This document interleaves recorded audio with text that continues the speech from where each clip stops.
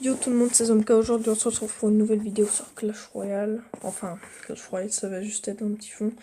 Parce que... Comment vous expliquer? Alors, je vais vous expliquer en fait l'accident. Voilà. Car actuellement, vous ne le voyez pas, je vous mettrai une photo à la fin de la vidéo. Donc restez à la fin si vous voulez me voir. Mais actuellement, je suis en fauteuil roulant. Et oui.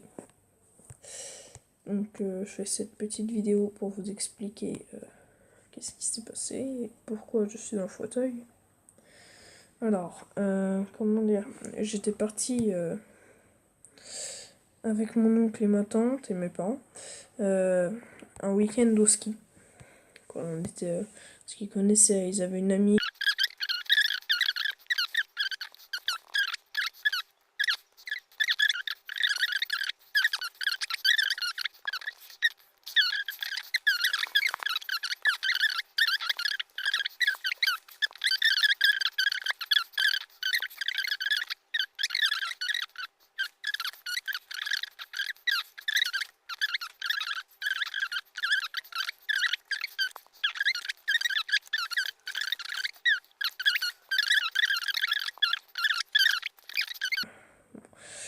Donc, voilà. Mon père a dit que mon oncle avait dit que... Oui, mon père a dit que mon oncle avait dit que la meilleure piste, c'était la rouge, qui était bien. Donc du coup, on a descendu la rouge. Et c'est là que j'ai regretté un peu. Donc on a descendu la rouge et il y avait... donc on a descendu un peu. J'y suis allée doucement quand même, vu que ça faisait un petit moment que j'en avais pas fait. Donc on a descendu un peu la rouge, merde. Voilà. On a descendu un peu la rouge et à un moment, il y a eu une grande pente raide. Donc mon père m'a dit soit que j'y aille soit comment dire, soit en, putain, voilà, soit de côté, soit il fallait que je fasse beaucoup de virages en fait. Pour ceux qui savent faire un peu de ski, il faut faire des virages. Voilà. Et donc moi du coup au départ je suis allée un peu de côté, puis après j'ai commencé à faire des virages, donc assez serrés que ça puisse aller. Et je fais des virages, puis à un moment, et comment dire, il y a un virage, je me suis un peu loupée. Et du coup, d'après mon père, parce que moi du coup, c'est passé assez vite, j'ai pas vraiment ressenti, mais d'après mon père, du coup, je vais perdre.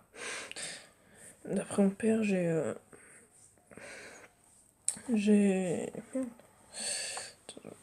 perds mes mots.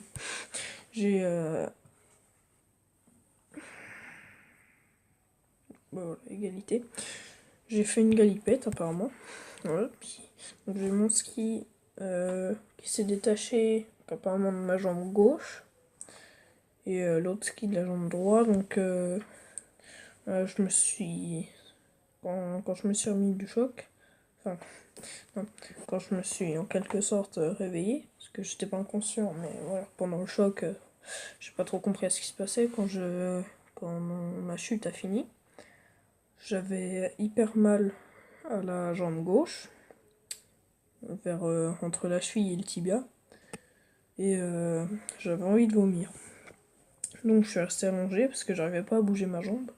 Je suis restée allongée et j'ai demandé vite à mon père de me détacher l'autre ski parce qu'il me gênait un peu. Donc voilà, donc il m'a détaché l'autre ski, il m'a demandé comment ça allait. Je lui ai dit que j'avais envie de vomir et que j'avais super mal. Il m'a demandé où, donc voilà, je lui ai dit j'avais super mal à la... Donc au départ c'était à la cheville parce que bon, après le choc, j'arrivais pas vraiment à y situer en fait. Donc au départ c'est plus à la cheville. Et donc il y a 2 personnes qui sont arrêtées. Ils ont vu, enfin, 2 personnes qui ont vu que j'étais que j'étais à terre, voilà, ils ont vu que j'avais mal, donc ils se sont hâtés. Enfin, les 2 personnes qui se sont hâtées, oui. Donc il y a mon père qui a appelé le 112.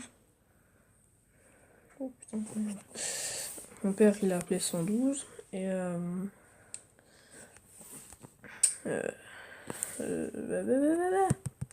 putain. Donc mon père a appelé le 112, il y a là, il y avait une dame et un monsieur qui se sont ratés. Et donc la dame est allée voir à quelle piste on était, à quel numéro de piste, enfin quel numéro, pour savoir où c'est qu'il vienne, le piste, bah voilà, pour savoir où on était. Et donc voilà, il m'a dit, donc mon père a dit ça au 112, et le 112 a envoyé, bah, les secours nous ont dit qu'ils envoyaient un pisteur. Donc on a attendu un peu, donc c'était un... En fait, le seul moyen de monter au-dessus, c'était de prendre le tire-fesse, et c'était un tire-fesse qui était difficile, mais en plus très long. Donc on a dû attendre peut-être un quart d'heure, 20 minutes. Et donc le pisteur est arrivé, et rip mon cochon. Bam, prends un coup, nickel. Le pisteur est arrivé, qu'est-ce que je finis. Je mets 3 bûches, même pas. Bam, juste d'ailleurs foutre une bûche. Enfin, une bûche, une flèche, puis c'est bam, voilà. On va l'envahir de troupes. Je suis un bâtard, moi je vais finir à la flèche. Donc le pisteur est arrivé, il m'a demandé comment je m'appelais, comment ça allait, voilà, question. Il m'a demandé ma douleur sur une échelle de 1 à 10. Moi c'était vers 7-8. J'avais quand même assez mal. Et donc, comment dire, donc il avait un traîneau, il m'a demandé quelle jambe j'avais mal, donc je lui ai dit la jambe gauche, alors tibia. Donc c'était, en plus, vous savez, c'était du ski alpin, il me semble que c'est ça, j'avais les grosses chaussures de ski, et du coup, merde, rip. Et du coup, il m'emmerde le mec en face. Et du coup, voilà, il m'a immobilisé la jambe et il a demandé à mon père de l'aider pour me mettre sur le traîneau. Il avait un petit traîneau comme ça avec un matelas. Il m'a demandé à mon père de l'aider. Il a demandé à mon père de l'aider pour me mettre sur le traîneau. Donc, mon père l'a aidé. Ils m'ont mis sur le traîneau et après il m'a fait descendre jusqu'en bas. Donc, je peux vous dire que une piste rouge, quand tu descends une piste rouge en traîneau, tu les ressens les sensations. Donc voilà, il m'a fait descendre jusqu'en bas, il s'est arrêté assez régulièrement pour me demander comment ça allait. Et il a demandé une ambulance avant de partir. Voilà. Donc on est arrivé en bas, il y a une ambulance qui est venue me chercher. Et il n'y a pas vraiment d'hôpital en fait où on était. Il y a juste une maison médicale. C'est un truc qui doit être privé. Et du coup, donc, je vous expliquerai pourquoi je vous dis ça après. Enfin, je vous expliquerai après pourquoi je vous dis ça. Mais du coup, ils m'ont fait passer une radio d'abord avec la chaussure, donc j'avais très mal.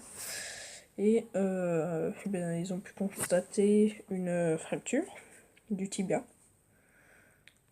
Donc, ils m'ont... Au départ, parce que moi j'avais... Donc surtout, vu que ça faisait très longtemps que j'étais pas retournée au ski, et du coup, ma combine que j'avais avant, elle allait plus. Elle m'allait plus. Donc on avait demandé à un de mes copains, enfin, j'ai un copain à qui on avait emprunté sa combinaison, du coup, qui, voilà, il fait à peu près la même taille que moi, il a quasiment le même âge. Il a le même âge, je crois même. Et donc, on lui a emprunté sa combine, et au départ, ils nous ont dit qu'il faudrait sûrement couper la combinaison, quoi. Donc, ma mère a dit que c'était pas grave, on en rachèterait une pour mon copain. Et donc, ils m'ont enlevé, j'avais un jean moi dessous, parce que vu que je tombe beaucoup, je risquais d'avoir froid à un moment, quoi, si j'avais de l'eau qui me rentrait dans la combine. Donc j'avais gardé mon jean en dessous. Sauf que moi je mets des jeans slim. Donc ils m'ont dit qu'il faudra sûrement aussi couper le jean. Voilà. Et au final, donc ils ont enlevé la chaussure. Ils ont réussi à enlever le jean et la combinaison sans y couper. C'est une bonne chose ça. Et merde. Et ils ont... En fait, quand ils m'ont retiré le jean, j'étais en caleçon, moi.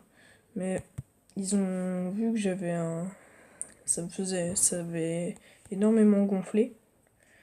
Donc du coup, parce qu'ils me l'avaient fait de profil au départ, la radio. Et vu que ça avait énormément gonflé, ils ont préféré vérifier quand même. Mais ils ont préféré refaire une radio de face, histoire de voir si c'était pas décalé, mon os.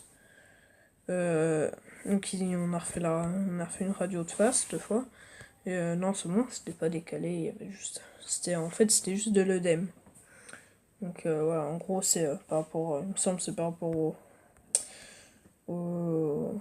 ça doit être avec le sang ou un truc comme ça, je sais plus trop quoi. C'est par rapport au choc, quoi. À la fracture. Et voilà. Et donc, au final, donc, j'ai été plâtré. Et puis voilà. Voilà. Ils m'ont plâtré et... Oui, j'en viens à l'histoire que c'est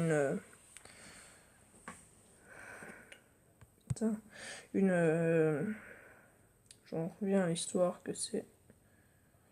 Bâtard. Que c'est une